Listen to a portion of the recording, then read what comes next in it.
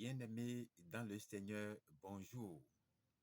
Nous disons une fois encore merci à l'Éternel Dieu Tout-Puissant, à son Fils unique Jésus-Christ, qui nous a permis de voir ce matin merveilleux, qui nous permet de partager encore une fois sa parole, et qui est la 299e publication. Elle nous recommande de gérer nos conflits avec sagesse. Telle est la substance de ce thème que je m'en vais vous livrer à travers son explication et les deux textes, celui d'Ecclésiaste chapitre 1, verset 16 au chapitre 2, verset 1, 12 à 22 et l'évangile de Jésus-Christ selon Marc chapitre 9, verset 30 à 37. Tenez-vous tranquille, l'Esprit Saint, l'Esprit de Dieu qui nous conduit à tout moment, à tout bout de champ, est avec nous et nous allons à coup sûr réussir ce partage dans le nom de Jésus-Christ. Vous êtes convaincus, n'est-ce pas? Allons donc dans le vif du sujet pour commencer rapidement par l'explication. Alors, gérons nos conflits avec sagesse. Qu'est-ce que ça dit, bien-aimés dans le Seigneur?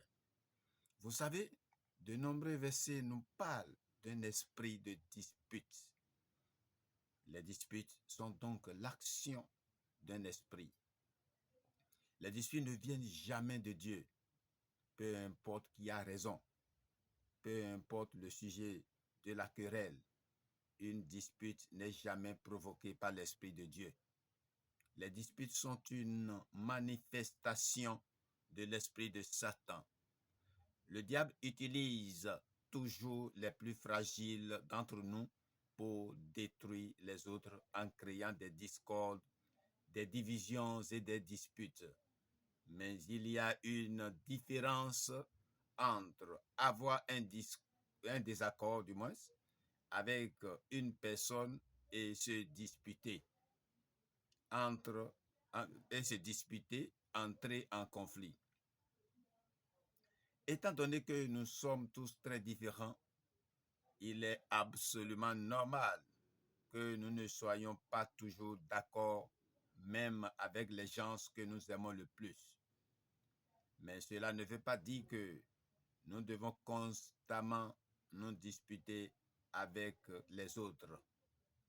D'où vient cette tendance chez l'être humain à se disputer? La source même des disputes est l'orgueil. Toutes les querelles proviennent de l'orgueil, mais ceux qui sont sages acceptent les conseils. Proverbe chapitre 13, verset 10. Les disputes naissent de notre orgueil, toujours. Et il faut être au moins deux pour se disputer. Donc, il faut être au moins deux orgueilleux. Ce n'est pas la faute à l'autre, c'est la faute aux deux. Nous voulons toujours se défendre, exprimer ses opinions, surtout les plus stupides et inutiles. Nous voulons toujours se défendre, exprimer ses opinions.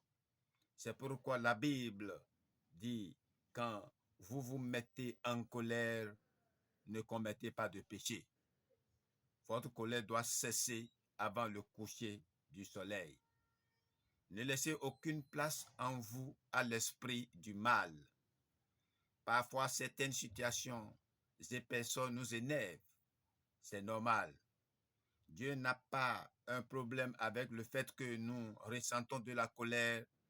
Il ne veut pas que nous exprimions cette mauvaise colère, car sa seule expression, c'est le mal.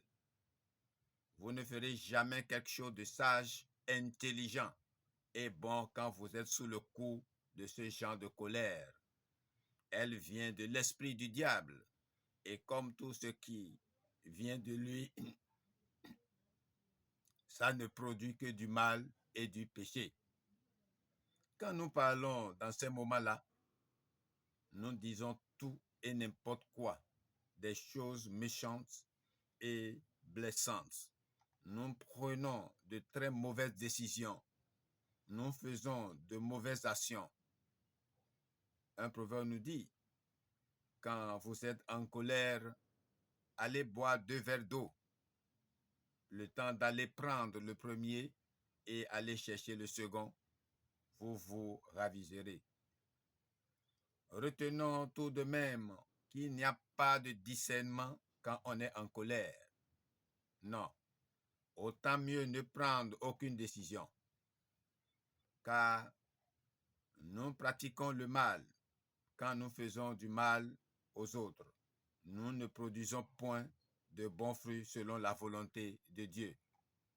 Bien-aimé, ainsi, sachez cette explication qui te permettra de savoir comment te prendre par rapport à ces moments de dispute qui nous parviennent, à ces moments de conflit qui naissent entre vous. La sagesse nous le recommande. Et ce que nous allons voir dans Ecclésiaste, l'Ecclésiaste dit, c'est que cette vie, je t'invite, bien-aimé dans le Seigneur, à me suivre, à aller découvrir ce que Ecclésiaste nous réserve par rapport à ce thème qui nous demande de gérer nos conflits avec sagesse. L'Ecclésiaste te demande, bien-aimé, toi qui me suis, la question que Ecclésiaste pose, le prédicateur nous pose ici est: quel profit a l'homme de tout son labeur? C'est sa première question, ça, au chapitre 1, verset 3. Aucun profit, a répondu le chapitre 2, verset 10 à 11. Sur le moment, il se tourmente. Ses jours sont douleur et son occupation chagrin. La nuit même, il ne se repose pas. Verset 22, 23. La nuit, tu penses déjà à tes biens, à tes commerces, à ce que tu dois manger. Toutes choses courent dans ta tête. Voyez-vous. Il dit, et quant à l'avenir, il réalise que rien n'est stable. Et effectivement, rien n'est stable. Tu ne peux pas dire concrètement, de façon concrète, ce que l'avenir te réserve. Rien n'est stable. Devant ce tableau désespérant, verset 20, que fera l'enfant de Dieu? C'est là que se trouve la question primordiale. L'enfant de Dieu, quel est son comportement par rapport à ces situations? Il ne lui est pas défendu aux enfants de Dieu, non, d'aimer la vie et de voir d'heureux jours ici-bas. Non, il ne lui est pas défendu. Mais ce ne sera pas en parcourant le monde à la recherche d'un bonheur illusoire. C'est à lui-même qu'il appartient d'en réaliser les conditions.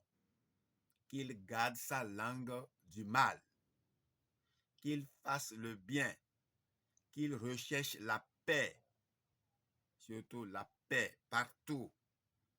1 Pierre, chapitre 3, versets 10 et 11. Quand nous ne sommes pas heureux, nous accusons si volontiers les autres.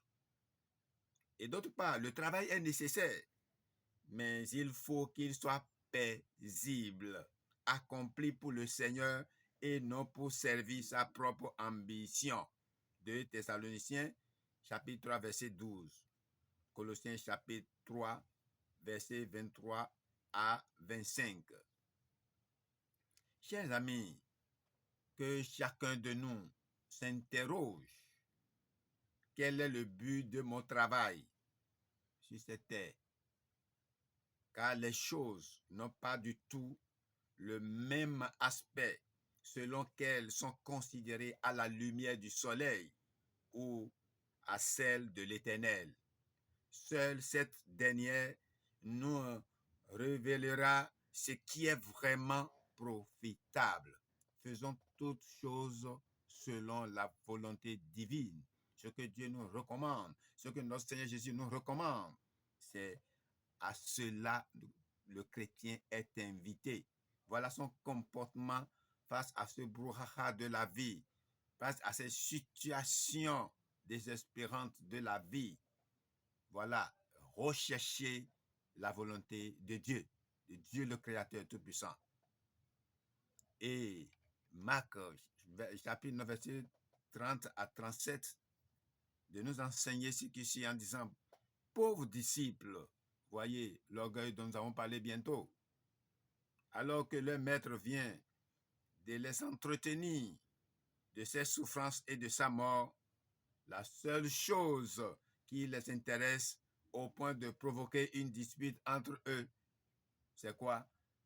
Et de savoir lequel sera le plus grand. Voyez, c'est la condition humaine. Par sa question, le Seigneur les sonde. Verset 33. Puis, avec grâce et patience, il leur apprend ce qu'est l'humilité. Profitons-en. Faisons de cette leçon la nôtre afin qu'elle soit mise en application dans toutes nos entreprises en tant que chrétiens. Il est très important. L'humilité doit révéler le chrétien au quotidien. Dans sa marche sur le chemin du salut, partout, il doit chercher à être humble. Et c'est comme ça il se fait valoir. Il se révèle aux autres en tant que tel. Puisse le Seigneur nous donner de le faire ainsi et d'avoir la sagesse nécessaire qu'il faut pour nous conduire de cette manière afin d'être agréable à notre Seigneur, à notre Dieu Tout-Puissant qui nous a oint pour la mission, qui nous a donné le privilège d'être enfants de Dieu. Voilà, c'est pourquoi ce cantique du Dieu, du cantique Goum, nous recommande ce qui suit, que la paix pour l'esprit rempli d'amour, l'esprit qui est plein d'amour a la paix. Quand vous êtes rempli d'amour, vous n'allez jamais évoluer dans les conflits. Vous allez toujours chercher des palliatifs pour gérer vos conflits et vous mettre en accord avec votre partenaire, avec tous ceux qui vous entourent, avec tous ceux que Dieu a placés sur votre chemin de vie. Tout ce que vous rencontrerez, il y aura toujours de mésententes, de désaccords. Mais en tant qu'enfant de Dieu, la sagesse vous guidera. La sagesse vous amène à prendre de la hauteur par rapport à ces événements qui vous présentent à la première vue. Et quand vous prenez de la hauteur, vous voyez les choses avec l'esprit de Dieu, avec les yeux de Dieu et non les yeux de la chair et non les yeux naturels. C'est ce que la sagesse veut de vous. Et il le faut, bien aimé, dans votre vie. Prenez toujours des distances. Prenez toujours de la hauteur et voyez analyser les choses. Vous allez voir l'Esprit de Dieu viendra en vous. Priez, surtout quand cela vient. Demandez l'aide de l'Esprit Saint. Vous verrez que vous allez gérer tous vos désaccords, tous vos discordances sans problème, sans tapage dans la vie. Que l'Éternel Dieu Tout-Puissant vous en donne autant. Et faites-en partout dans votre vie pour révéler notre Seigneur Jésus-Christ. À ces mots, je vous dis à bientôt pour d'autres publications. Votre serviteur, Ngbo de Nakpo Ignace, des églises des chérubins et des séraphins. À bientôt pour d'autres publications.